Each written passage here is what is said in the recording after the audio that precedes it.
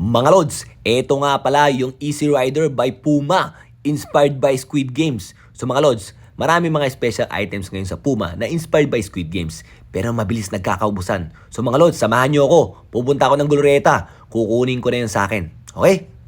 So eto mga Lods, nagmamadali na ako mag-BS, okay? So suotin ko muna yung Palermo ko bago natin makuha yung Easy Rider na Squid Game. Lods, malapit na ako. Totoo lang, malapit na ako sa parking. Pero ang concern ko rito, yung tiyan ko, kumukulo. Sabi ko sa kanya, makisama ka, please lang. Kukunin ko lang yung Squid Game. Please lang makisama ka. Yun, nakisama naman siya. Sabi niya, sige daw, sige daw.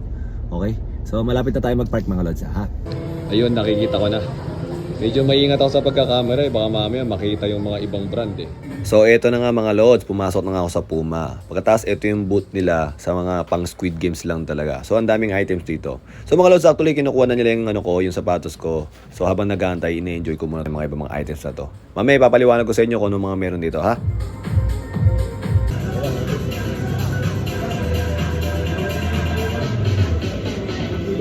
Hindi, i-unboxing ko dapat pero ito na yun. Hindi, okay na yun, okay na. Hindi, joke lang.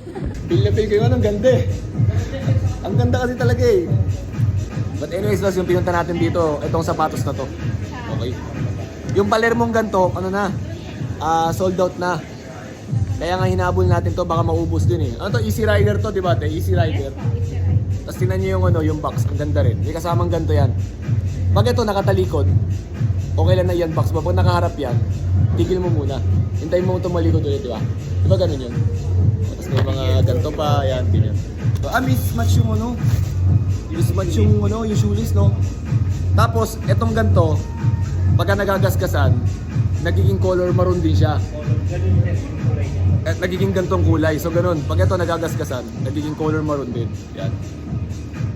Pero ultimate box, hindi mo matatapon Pakita ko yung harapan, no?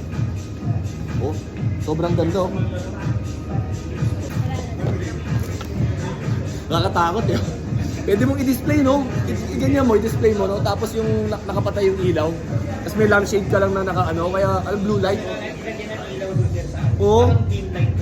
Ganda na ito. Galing ng ginawa. Walang tapon. So, suotin natin doon sa tapos. Tayo. Kunwari model tayo. Tingnan yung loob nito.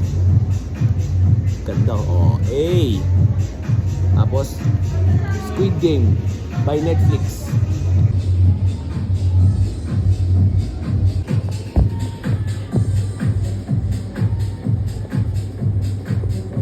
Bale mga Lods, maraming mga items pa rito. Kagaya ng bag na yan, kasama sa Squid Game yan.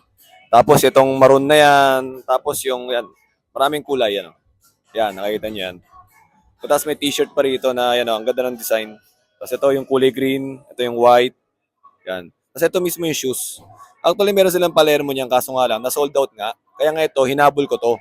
Kasi yung iba mas gusto tong Easy Rider. Medyo mas may presyo to compared sa Palermo, pero mas gusto ko talaga to. Leather pa siya. Tapos ito yung isa. Yan, meron pang ganito. So, kung gusto niyo ng ganitong klaseng mga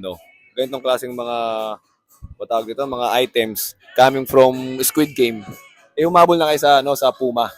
So ako hinabol ko talaga to. Sabi ko nga sa inyo, medyo masama pakiramdam ko. Totoo lang mga Lods, parang nawala yung ko.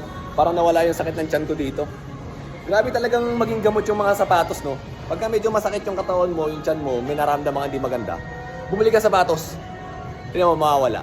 Hindi, joke lang, disclaimer lang, baka mamaya tayo about sa health, Ang ibig ko lang sabihin nakakatuwa din, nakakawala din ng stress yung mga ganitong bagay.